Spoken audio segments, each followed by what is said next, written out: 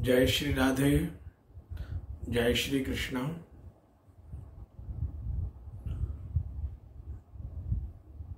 श्री गुरु चरण कमलेभ्यो नमः। श्री राधा कृष्णाभ्यां नमः। राधा साध्यं साधनं यस्य राधा, मंत्रो राधा मंत्रदात्री च राधा। सर्वं राधा जीवनं यस्य राधा, राधा राधा वाचकीं तस्य शेषम्। श्री राधे मेरी स्वामिनी, मैं राधे जो को दास। जन्म जन्म हमें दीजियो, यह ब्रज मंडल को वास। माता मेरी राधिका, पिता मेरे घनश्याम। युगल छवि के चरण में कोटि कोटि प्रणाम। जय श्री राधे। समस्त देशवासियों को, वैष्णव भक्तों को, सभी ठाकुर जी किशोरी जी के अनंत प्रेमी जनों को राधाष्टमी पर्व की अनंत अनंत मंगलमय शुभकामनाएं एवं बधाई। जैसा कि आप सब जानते हैं, भाद्रपद मास के शुक्ल पक्ष की अष्टमी तिथि को हम सभी लोग श्री प्रियाजू के किशोरी जी के प्राकट्य उत्सव को बड़े ही आनंद से भक्तिमय होकर के मनाते हैं। प्रियाजू किशोरी जो प्रेम की मूर्ति है, कृपा की सागर है। ब्रह्म की, मेरे गोविंद की, कृष्ण की जो आह्लादनी शक्ति है, ऐसी है किशोरी श्री राधा रानी। यानी प्रभु श्री कृष्ण भी एकांत में बैठ करके जिनका चिंतन करते हैं, जिनका ध्यान करते हैं, जिनकी समाधि में रहते हैं, प्रभु जब समाधिस्थ होकर के बैठते हैं तो उनके चिंतन में जिनका ध्यान होता है, ऐसी हैं किशोरी श्री राधा रानी। और आप तो सब जानते ही हैं कि कृष्ण की आह्लादनी शक्ति ही किशोरी राधा रानी है। और प्रभु ने जितनी भी लीलाएं ब्रज में की हैं, प्रत्येक लीला में किशोरी जी का सानिध्य उन्हें हमेशा प्राप्त हुआ है।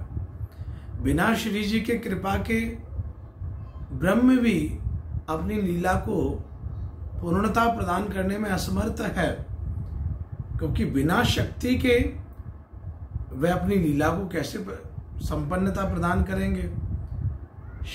ब्रह्म की भी जो शक्ति है, ठाकुर जी हैं शक्तिमान, ब्रह्म है शक्तिमान, लेकिन श्री जी ब्रह्म की वो शक्तिमान की जो शक्ति है, ऐसी है किशोरी श्री राधा रानी। प्रभु भी एकांत में जिनका बैठ करके चिंतन करते हैं, ध्यान लगाते हैं, समाधि में रहते हैं, ऐसे किशोरी श्री राधा रानी का अद्भुत प्राकट्य उत्सव है। प्रभु ने किशोरी जी के साथ बहुत सी अद्भुत ब्रज में लीलाएं की हैं। और जैसा कि आप यह भी दर्शन करते हैं कि कहा जाता है, एक प्राण दो देही, राधा कृष्ण सनेही, एक प्राण दो देही। राधा ही कृष्ण है, कृष्ण ही राधा है। आपने ब्रज में अनंत लीलाओं में से एक गिरिराज गोवर्धन की लीला में तो ठाकुर जी के मुख से स्वयं सुना, जब ब्रजवासियों ने पूछा कि लाला तूने इतना भारी ये गिरिराज पर्वत कैसे उठाए लियो। हमारी सैकड़न लाखन लाठी पल भर में चट करके टूट गई, लेकिन तूने जा उंगरिया पे गिरिराज को धारण कियो है, या उंगली को कछु ना बिगड़ो। सच्ची बता लाला, तेरे अंदर इतनी शक्ति कहां से आई। हमारी इतनी लाठी, ऐसी मजबूत मोटी मोटी लाठी पल भर में टूट गई, लेकिन तेरी मोटी इसी छोटी सी पतली सी उंगलिया को कछु ना बिगड़ो। तेरे अंदर इतनी शक्ति कहां से आई लाला, तू सच्ची बता। तो ठाकुर जी ने स्वयं क्या कहा कि कछु माखन को बल बढ़्यो, कछु गोपन करी सहाय, श्री राधे जू की कृपा सो मैंने गिरिवर लियो उठाए।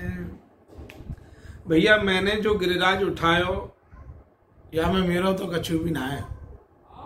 कछु माखन को बल बढ़े, जो मैंने चुरा चुरा के माखन खायो ब्रज गोपिन को, कछु शक्ति तो वाकई भी समझ लियो। कछु गोपन करी सहाय, कछु भैया आप सब ग्वाल वालन ने मेरी मदद कर दी नहीं, तो आपकी मदद से भी ने कृपा है गई, शक्ति आ गई। लेकिन अब आप पूछो कि इतनी शक्ति कहां से आई कि इतनी विशाल गिरिराज को उठा लियो। बोले श्री राधे जू की कृपा से मैंने गिरिवर लिया उठाए। अब ग्वालवाल बोले माखन गोपिन को चुरायो, शक्ति हमारी चुराई, अब भैया या राधा को बीच में काय को ले आयो, अब इनको क्या काम है यहाँ। तो कृष्ण ने स्वयं कहा भैया देखो ग्वाल वालों, यदि हम गिरिराज उठाते तो हम तो भैया सीधे हाथ से उठाते, लेकिन गिरिराज तो हमने बाएं हाथ से उठाए हैं। तो राधा कृष्ण स्नेही एक प्राण दो देही, मेरा जो अब देह है, मेरा जो स्वरूप का दर्शन है, मेरे बायां भाग जो है वो किशोरी राधा रानी का है, और दायां भाग जो है वो स्वयं मेरा है। लेकिन अब इतने विशाल भारी गिरिराज पर्वत को उठावे में तो शक्ति की आवश्यकता ही, बिना शक्ति के ये लीला कैसे संपन्न होती।